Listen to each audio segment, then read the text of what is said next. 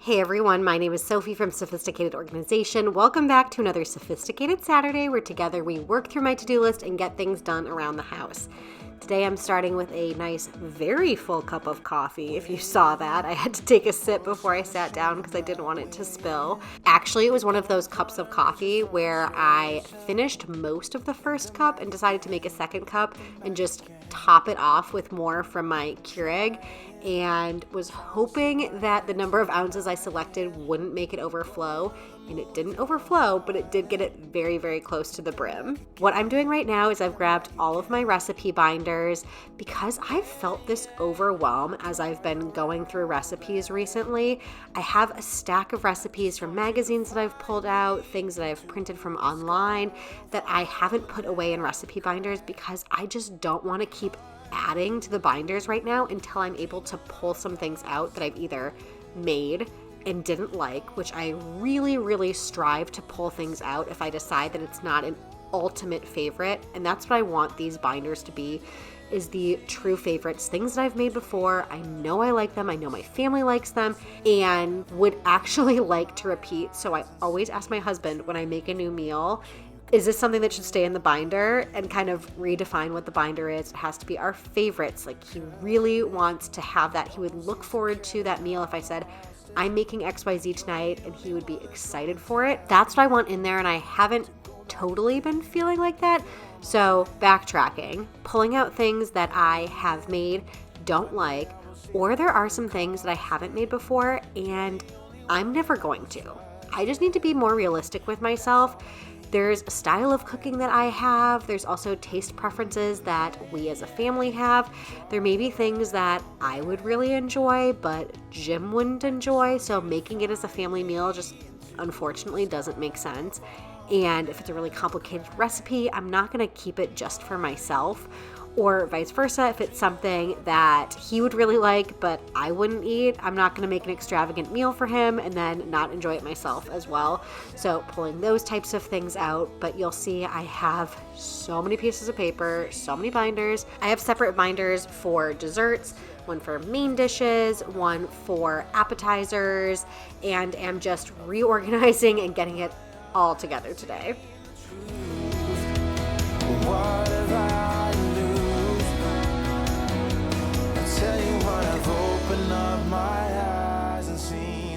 So I'm finally done looking through all of the recipe binders and pulling out recipes that I honestly don't think we're gonna make. And this is my pile of recycling, and I'm going to put the binders away and keep going.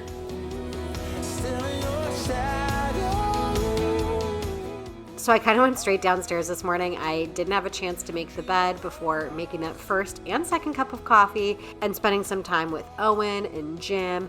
But once Owen went down for a nap, then I was able to head back upstairs, make the bed. And another priority that I wanted to do for myself was to repaint my nails. I haven't shared this in a while, but I always do my nails at home. I shouldn't say always. Every now and then I get my nails done, and by that I mean like maybe once a year or less, especially now that I'm a mom. It's pretty much like a pedicure once a year. So I have a lot of tools, a lot of nail polish because my nails are constantly painted and I'm always doing them myself. And I do alternate between regular polish as well as doing gel polish at home. And I haven't done gel at home in a while.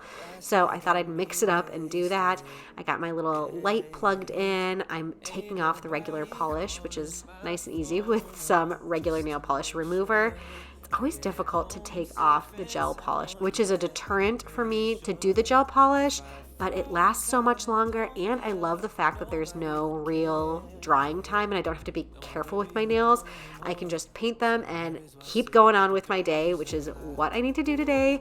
When Owen is in the middle of a nap, we really need to take advantage of it, which he has been taking such long naps recently. I don't know what's going on.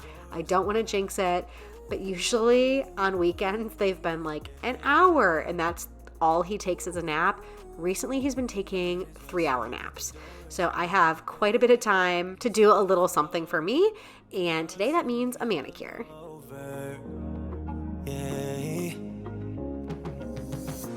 Eating all alone, sleeping on my own. Tell me how to be.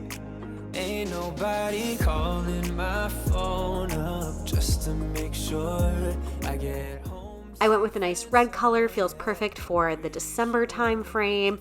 All I'm doing is just, you saw I filed and kind of buffed my nails, so there's a little bit more for the polish to grip to.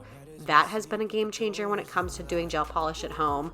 Did a light layer of a base coat, 2 layers of my color, then a top coat, and that is it.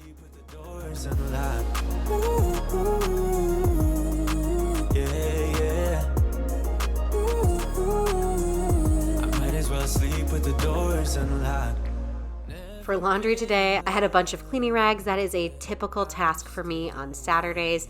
It's usually once a week. Sometimes I can make it 2 weeks until I wash all of my cleaning rags. Jim also does a lot of yard work and things outside, and we have a bin downstairs as well as one in the laundry room for dirty rags. And when he's working outside and gets clothing or his socks really, really dirty, he tosses those in the rag bin. So sometimes that fills things up a little bit quicker than usual, and I want to make sure he gets his clothing back in a timely fashion and it's not 2 weeks sitting there in a bin. So quite often I am washing my microfiber cloths in the rag bin about every week.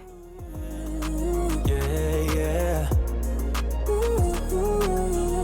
I might as well sleep with the doors unlocked.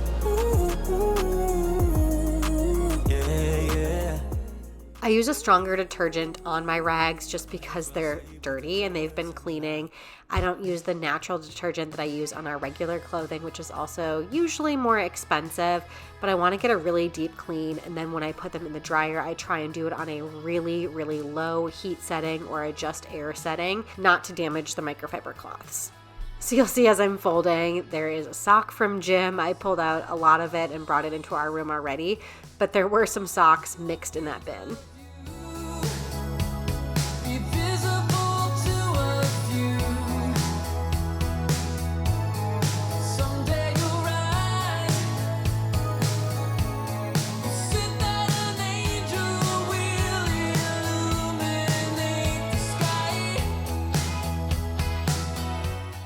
Our neighbors were having a party later this night, and I wanted to make something to bring over.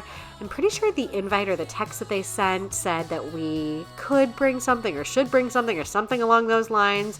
So I decided to make something I have made over the holidays pretty much every year for the past maybe 4 years, just for different occasions. I've made it for Thanksgiving, I've made it for Christmas, I've made it for different little parties like our neighbor's party like this.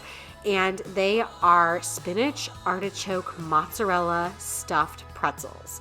The recipe will be linked in the description box below, but the way that I have adapted the recipe for parties I think is really nice. The first time I made them, I did make them how the recipe is, making them like a long, normal pretzel shape, which is a little bit harder when you think about stuffed pretzels in a pretzel shape. You roll it out in a nice log. Gotta make sure it stays contained in there and doesn't ooze out. But I have adapted this to make them into small pretzel balls, and it works great. It's a heck of a lot easier, and it makes it more of a party food because if you have these giant twisted pretzels, trust me, guests are going to be a little bit intimidated by that. It doesn't really make an appetizer size. So if you want it to be a party food, making these stuffed pretzel balls is a great way to adapt it, and I just kind of keep an eye on it in the oven.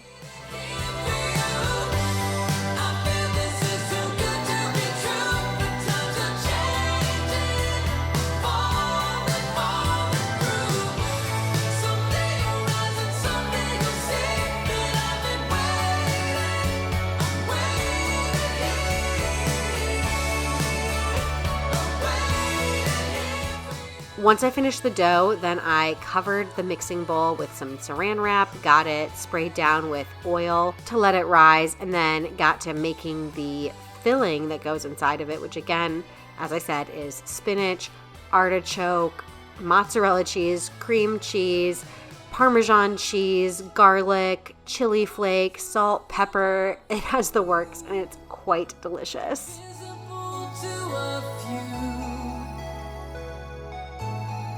Someday you'll rise.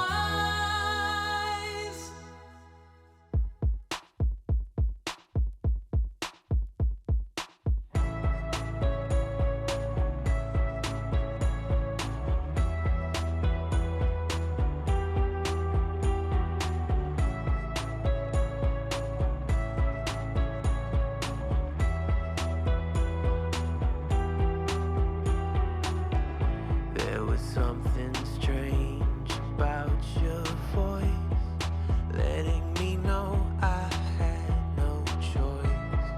Walking in circles to get home, trying to grasp them now on my own. A heart of stone. I should have taken note last time I did this as an appetizer, how many pieces I divided the dough up into, because this is where things start to stray from the recipe a little bit. I think the original recipe says divide the dough by 8, and then when I did it, I tried dividing each piece after I divided it by 8 again, and those make some pretty large balls, so I think I divide it again, and then again one more time to make much smaller pieces.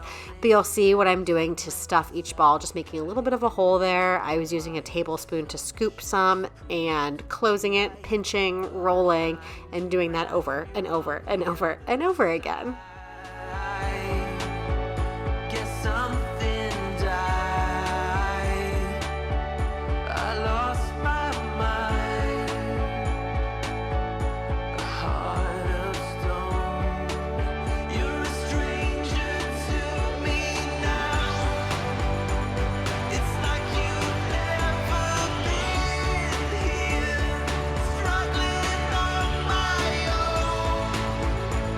Oh man, If you've never made pretzels before, to give the pretzel flavor, you're going to boil some water and add a good amount of baking soda to your pot of boiling water.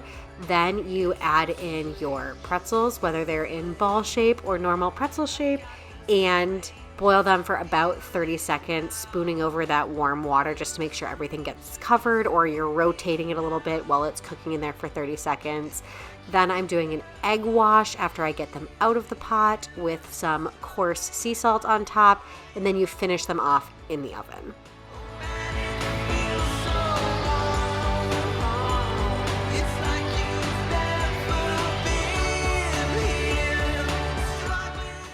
I just put these into a metal little baking tray there so I could easily transport them across the street to our neighbors, but you'll see I'm just going back and forth, putting tons of these pretzel balls in the oven because I had no idea how many people were going to be there and figured might as well have more food and they can always keep the leftovers.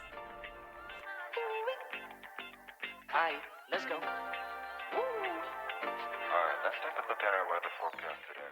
Last but not least, I went into my office to do a little bit of cleaning things up and some planning at my computer and organizing of future videos and all of my sophisticated content. no clouds in the sky, about to get away. Feels like it's been a freaking decade. Sorry, don't call me cause I'm gonna be on break. Sunny day, make way. All the stress and doubt, yeah, not today. Feels like it's been a freaking decade. Sorry, don't call me cause I'm gonna be on break. Got the Tropicana, fresh cut sushi on a platter. Brandy, honey, it don't matter shots. Till I drop, gonna be 24/7, golden hour like a boss. And they say, yo, guess you got a 2 o'clock appointment for a champagne shot, roll, yeah. I'm busy trying to take it higher. Got no time for never, only spending cheddar. Wish I could do this forever. Chilling with the hottest company. They all wanna welcome me to their private. That is it for today's video. I'm gonna keep working in my office here. I have a lot of editing to do. I'm gonna do some voiceovers, a little bit more planning. I just wanted to say thank you for joining me for another Sophisticated Saturday. I hope you are liking these. If you do, I would really appreciate if you give a thumbs up to the video or subscribe to my channel if you haven't already. And until next time, I will see you all later.